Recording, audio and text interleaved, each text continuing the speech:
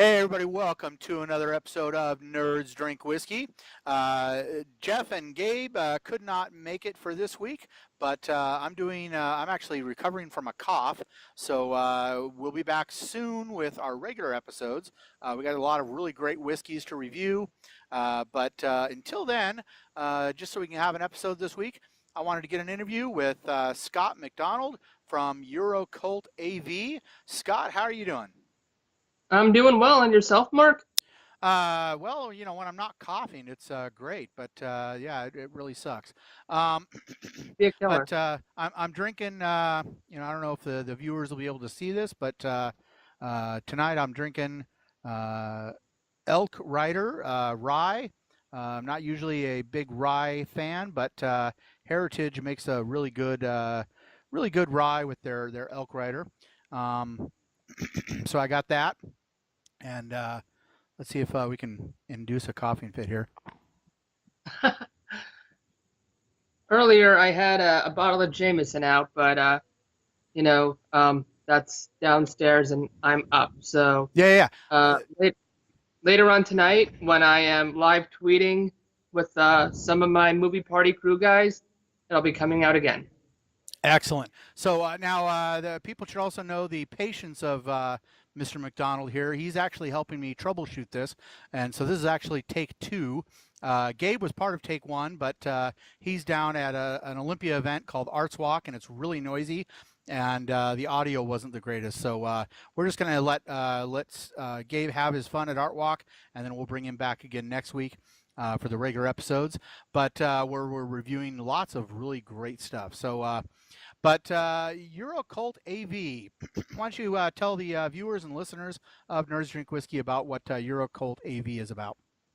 Yeah, well, Eurocult AV is a cult media reviewing website, and that's existed since 2009. We review Blu-rays, DVDs, and UHD disc. We also review concerts and post articles about weird cinema and weird media in general. One of our most popular articles is why Starcraft, the Luigi Cozzi movie, is better than Star Wars. Sorry, Mark.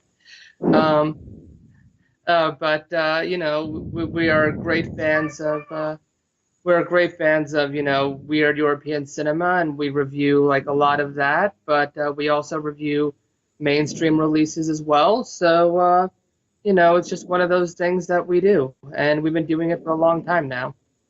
Now, so I'm assuming you are not the place to go to find out when the next rom-com tearjerker is coming out.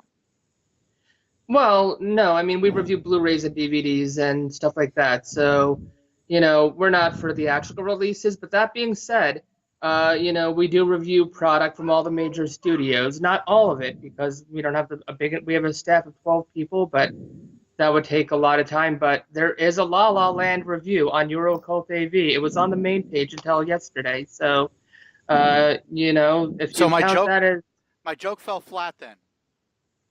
a little bit, because honestly, I'm a pretty big film buff, so I'll review anything. So, All right. All right. La La Land, I'm not in love with that film. It throws back to 50s MGM musicals, The Umbrellas of Cherbourg. So I've seen it before. People who are, ranting about its greatness obviously have not seen those same musicals. So this is their first sip of that whiskey, Excellent. Yeah, I'll I let them always have people are always asking me what my favorite type of whiskey is, and I always tell them, because I think I view whiskey the way you view movies. So my favorite type of my favorite whiskey is one I haven't tried yet, and I mean that sincerely. There's if I'm able to experience a new whiskey, that's going to be my favorite, even over one that bought a bottle of and really enjoyed. So it's it. if you're passionate about a certain thing like that, usually something you haven't experienced, a new experience, is always going to be better than an old one. So, what's what's your I know you're also a nerd. So, what's your viewpoint on what's your feelings on the title The Last Jedi? The Last Jedi. The title itself, it seems it almost seems like cliche Star Wars. This is the first time I've ever actually had a discussion about this outside of like a few Facebook comments. I don't know. It just seems like, how can we make this sound as Star Wars as possible and entice viewers into their seats? And I think they succeeded. I'll be honest. I'll be there not day one, probably about day 8. Mostly because I don't like crowds. Yeah, yeah. It's definitely, and that's one thing I'm noticing with. That's one thing I think a lot of people loved about Rogue One is that it wasn't safe. It was something that was so.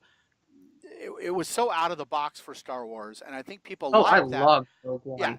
I think people love the Star Wars fans, especially us older ones, love the fact that they jumped out of the box a little bit, did something that was not so safe, But I think with the Yeah. sequels, I think they're and now we have a cameo, but I think people are with the sequels, I think they're just playing it as safe as they possibly can. Well, I mean, they have a lot to lose on the actual sequels. This is my son Sage, by the way.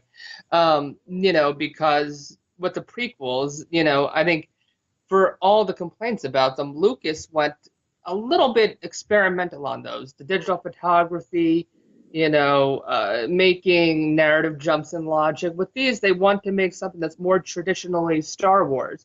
But, buddy, Star Wars! Star Wars!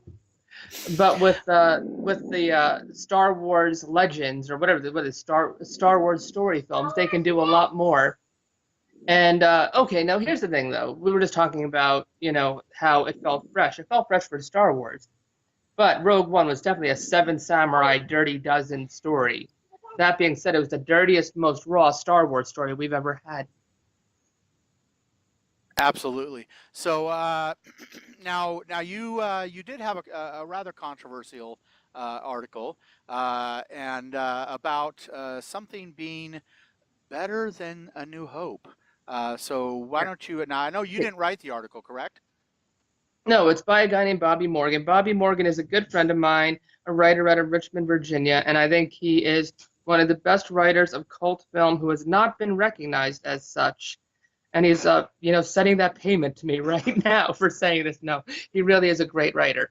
And the fact is, Mystery Science Theater actually just covered this film. It's called Starcraft, and it's by a guy named Luigi Cozzi, who's a protege of the director Dario Argento. And Dario Argento, people will know as the director of Suspiria, Tenebrae. He was most known for his giallos in the 70s and 80s. And he's still working to this day, but his films now are just total crap. But Cozzi directed a film called Star Crash, which is a total space opera. The lights in the film look like he strung up Christmas lights on a black blanket. My son loves Star Crash. He just wanted to point that out. It stars Caroline Munro from Dracula 80, 1972, Bill Lustig's Maniac. It's got David Hasselhoff in it. And it's got some great stop motion animation in it, and it doesn't take itself all that seriously. And it's one of these things like now that Mystery Science Theater 3000 did it, I feel that it kind of put the nail in the coffin of this film because people associate Mystery Science Theater with bad films. And I'm a fan of MST3K, but I've always said the lyric in the theme song is cheesy movies, not bad movies. And Star Crash is a cheesy movie. Now, And that's one thing. And Star Crash is just unadulterated sci-fi fun. You just can't take it seriously. so And Bobby, go ahead. I was just going to say, my wife, when she back when she did her blog, her slogan was treating bad movies like fine wine.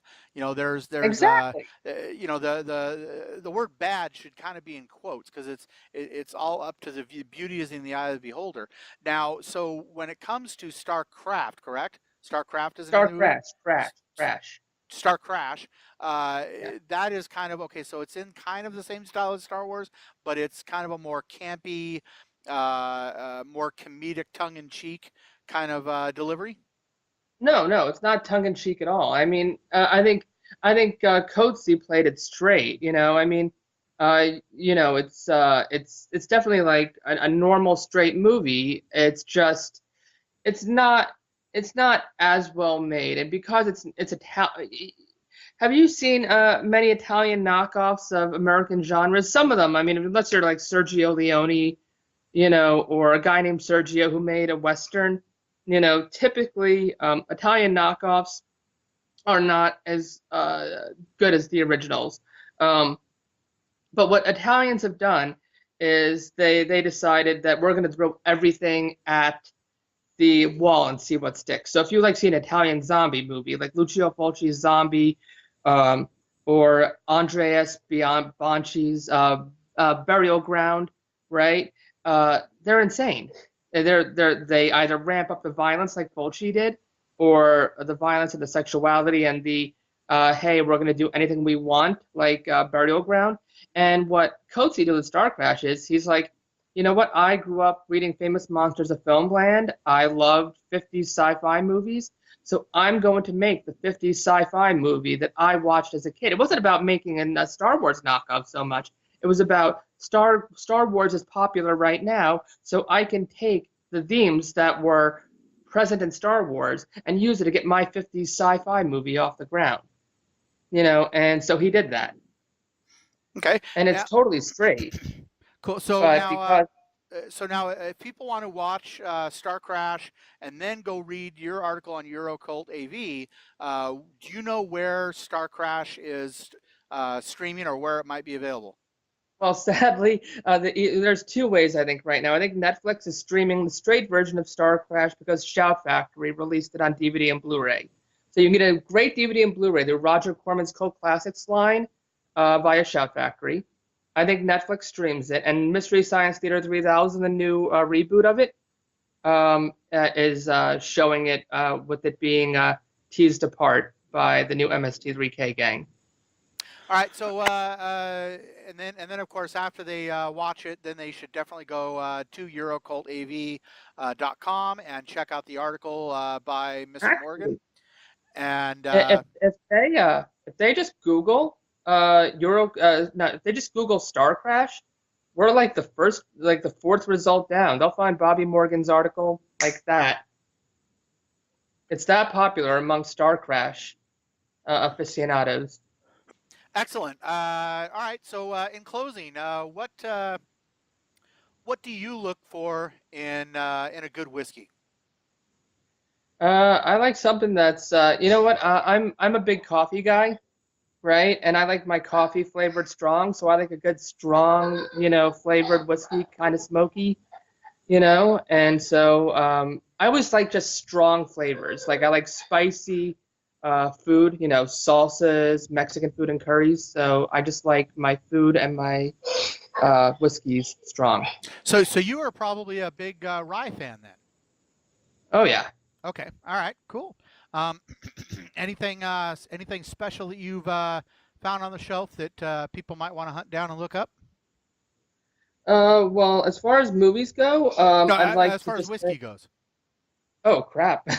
No, man. I'm just I stick to I'm kind of a cliche. My wife bought me like a single malt Bushmills a few years ago, and that lasted about 6 months. Some Jamesons here and there. Okay. And I do buy a rye once in a while, but you're as basic in your whiskey as I am with my B movies. Yeah, no, I probably have like a drink a week, because drinking makes me sleepy and I work too much to. Excellent. All right. Do you have any closing words for the viewers and listeners of the Nerds Drink Whiskey podcast? Well, yeah, I guess check out EurocultAV.com. Also, check us once a month. I do a Saturday Night Live tweet with Richard of DoomMovieThon.com. We're called Movie Party Crew. Check us out on Facebook. And, we have a new hashtag every month, but it's the last Saturday of every month. And that's it. Cool. All right. So everybody check out EurocultAV.com and And hey, next week I think we should be able to start reviewing some more great whiskeys on nerdsdrinkwhiskey.com. Thanks very much for speaking with us today, Scott. You're very welcome. Thank you for having me.